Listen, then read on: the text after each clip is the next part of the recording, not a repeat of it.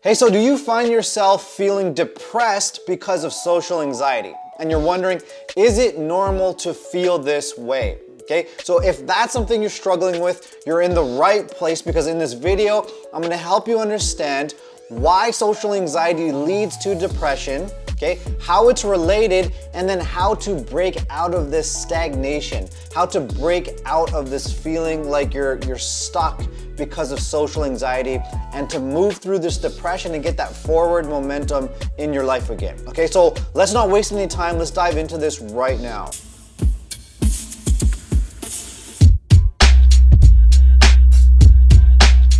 So if you're new to my channel, welcome. My name is Rubin and I help individuals eliminate their social anxiety attacks. So the blank mind, the racing heart, the feeling like you can't breathe, the embarrassing shaky voice. So if that's something you struggle with, then consider hitting that subscribe button, and there's a bell notification beside that you can hit so that you can be notified right away when I release helpful videos just like this one. Okay, and so to understand why social anxiety leads to depression and how it's related, you have to understand what makes us human, okay? A part of being human is having needs. And if these core essential needs, if they're not met, okay, we are going to feel lonely. We're going to feel isolated. We're going to feel depressed.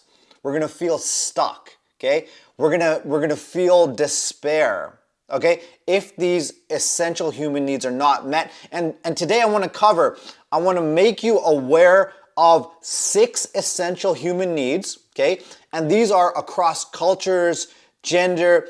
These are a part of the human experience. Just by virtue of being human, you must have these needs met, and you are solely responsible for having these needs met. Okay, and so these 6 essential human needs are certainty, uncertainty, significance, connection, growth, and contribution. Okay, so let's break these down one by one. So certainty, you have to have stability. Okay, you have to have stability in your employment. You have to have stability in your relationships. Okay, and this is extremely important because it helps you feel safe in the world. It helps you feel like there's a safe pocket in the world where you can be safe, you can be at ease, you can be relaxed, you can be yourself. Okay, so certainty is one thing, but then also, this is the tricky thing, you also need a bit of uncertainty. You need to have uncertainty. Think about it this way. If you're going to the same job over and over and over, and it feels so repetitive and dull, okay, there's no uncertainty, there's no change. There's nothing new happening and coming into your life, okay? And then that's when you will also feel extremely bored. You start to feel a bit depressed, stuck in this job, okay? Stuck in a rut. Same with your relationships. If your relationships are following the same pattern over and over and over again, okay? There's nothing new and exciting happening. There's no passion anymore, okay? Then you lack that need of having uncertainty, and your life is gonna feel like it's stuck at a standstill very, very quickly, okay? So the next one is significance. This is a very obvious one.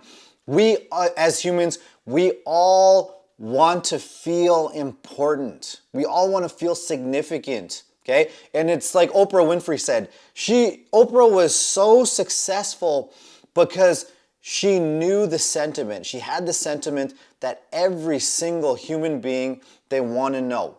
Do you see me? Do you hear me?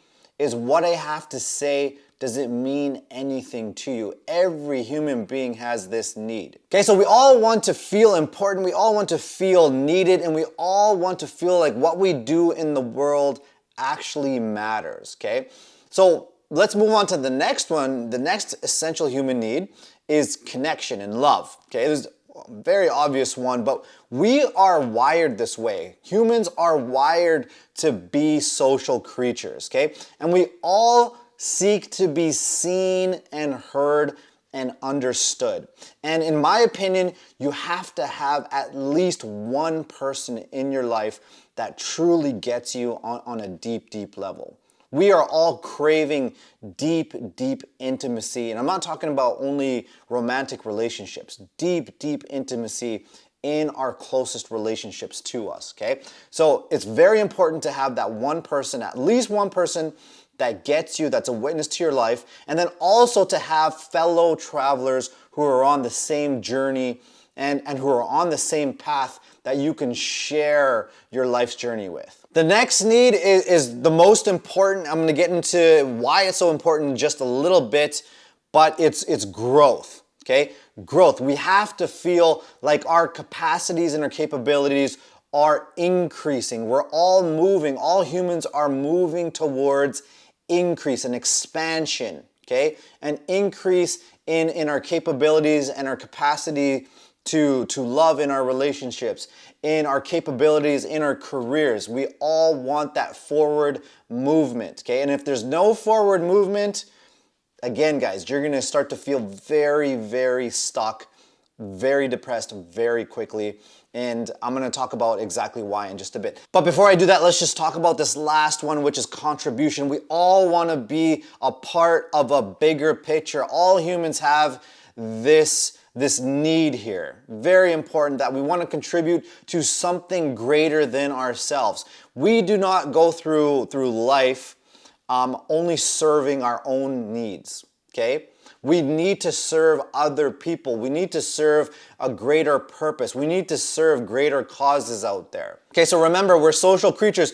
We're connected to our fellow humans. We're connected to all of humanity. We're connected to all of life, okay? And that's why there's absolutely no way around filling that need of contribution. And overall, getting these needs met, okay? So taking action in your life to get these needs met, what it does is it really keeps you out of survival, okay? It keeps you out of your animal brain that's really fixated on keeping you alive, okay? So think about it. Stability, certainty, having that stability, that's gonna keep you out of that survival mode, okay? Uncertainty, for example, it lets your brain know that you're not trapped. You're not locked in, okay? Us humans never wanna be controlled by our environment, okay? So having that uncertainty, constantly having that new thing, that new project, that new relationship, that new friendship going on in your life, okay? That creativity, that takes you out of your animal brain. Love and connection, obviously, okay? If you don't have any connections, you don't have any deep relationship, if you don't have any intimacy in your relationships and you don't feel understood by anybody, your brain is going to interpret that as that's going to lead to death, okay? So really what getting these needs met, as you can see, is it's really taking you out of that survival mode. And here's the kicker for social anxiety and how it leads to these needs not being met, and then ultimately that depression setting in that you might be experiencing now. And if you're a part of this community, I know you're extremely driven. You're very ambitious. You have some very, very key goals that you're after. You're always pursuing and trying to push forward in your life. Extremely hardworking, extremely disciplined in all other areas of your life, okay? But the thing is, with social anxiety, okay, it completely stops you in your tracks. It completely makes you hit that wall no matter how hard you work. So for you, because you're so driven and ambitious and hardworking and motivated, what is your number one need? Remember, I mentioned it earlier, growth, okay? So you will prioritize growth over contribution, significance, certainty, uncertainty, love and connection. Growth is the number one need that you need to get met, okay? But what happens is social anxiety, it completely shuts that down, okay? So think about it this way. If you go into a work meeting and you want to really grow and expand in your career and take it to new heights, okay? But you go into a work meeting and they start going around the room and you get these social anxiety attacks where your mind goes blank and you get a racing heart and you feel like you can't breathe, and when you try to speak, you're stuttering and your voice is shaking and everybody's seeing you lose control. It's absolutely humiliating, okay? How are you going to grow, okay? How are you going to expand your capabilities in your career and your capacities in your career? Okay, and so when those episodes happen, okay, you say your coworkers or the group you're in, they see you lose control like that, okay? You feel absolutely humiliated and you start to feel different than everybody. You feel less than everybody. You feel, ashamed of yourself. And what does that do? Shame makes you isolate from people. It makes you not want to talk to people. It makes you not want to connect with people, okay? It makes you not want to hang out with people because it was so embarrassing, okay? So then what does that do? These social anxiety attacks, what they do is it bleeds out. It stops your need of growth, but it also will bleed out into the other needs. Because if you feel different than other people and you don't connect with other people, right, then you're not going to want to connect with them and you won't get the connection and love that you want, okay? That need's not going to be met. You're not going to be able to contribute to anything greater than yourself because you can't bring yourself to speak in front of people. How are you going to contribute to anything greater than yourself, okay? Also, like we could talk about the other ones, like certainty and uncertainty, okay? You don't have any certainty, like how are you going to keep your job even? How are you going to move up in your career? Okay, I used to fear for my job every single day because I couldn't speak in front of people and I was so terrified that I was going to be put on the spot at any moment, okay? So there's no certainty there, and then there's no uncertainty because you're going to start to feel trapped. There's no growth, you're going to start to feel trapped. You're not going to be able to move up into a new position, right? You won't get a promotion at work, nor can you go for a new job because how are you going to do the interview because of social anxiety? Right? So then you don't get that uncertainty met. And then also, how are you going to feel significant at all? Like, how are you supposed to feel important, like you have any sort of value if you can't speak in front of people? Okay? And that is what this social anxiety does. It prevents those needs from getting met, right? Starting, remember, from growth, the most important one for you, okay? That's gonna get shut down and it's gonna bleed out into all these other needs not getting met. That's when the depression kicks in, okay? And so you get depressed and you feel stuck.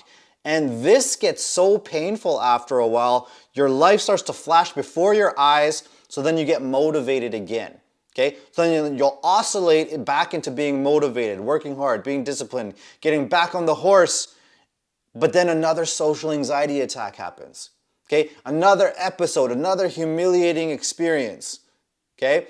And then what happens again? You sink back into depression and you oscillate. It's like this back and forth between being motivated and depressed and motivated and depressed and oscillating back and forth. And you hit the wall over here, can't take this anymore. Then you try to go after it and you hit the wall over here.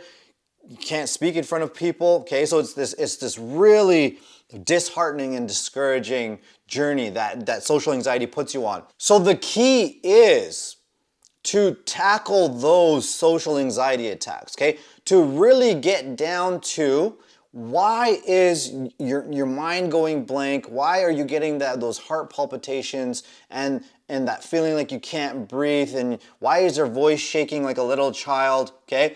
You want to get down and get that resolved so that you can be more functional in work meetings, in groups, okay? Or when maybe it's more social when you're going to hang out with somebody one-on-one, hang out in a more social group, okay?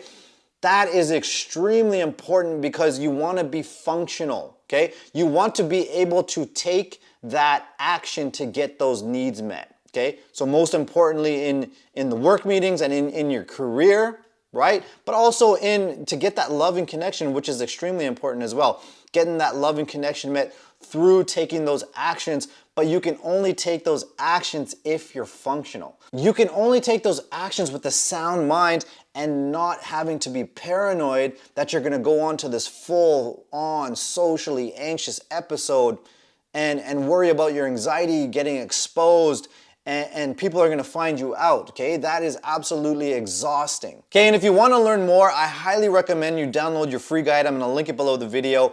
And in the guide, I walk you step by step for how to get to the roots of those social anxiety attacks, okay? To know exactly why is your mind going blank, why are you getting the heart palpitations, why are you feeling like you can't breathe, why is your voice shaking like that in the first place? Because you want to take a preventative approach, okay, and not be at risk anymore for those episodes coming out, okay? And when that happens, then you can speak freely in those work meetings, you can boldly give your updates and bring your ideas forward, without having to be paranoid about those symptoms manifesting. And if you're in need of more support, you can follow me on Instagram. I got a ton of content, tips, daily inspiration, just a ton of value to help you along your healing journey from social anxiety. And if you want to ask me questions or anything like that, you can join our Facebook group. I'll put both of those links below the video. We've got a Facebook group. It's a great community. You can come in there, connect with people, and you can get closer guidance from me along the way, okay? So I hope to connect with you soon. Thanks for watching, and I'll see you in the next video. All right, peace out.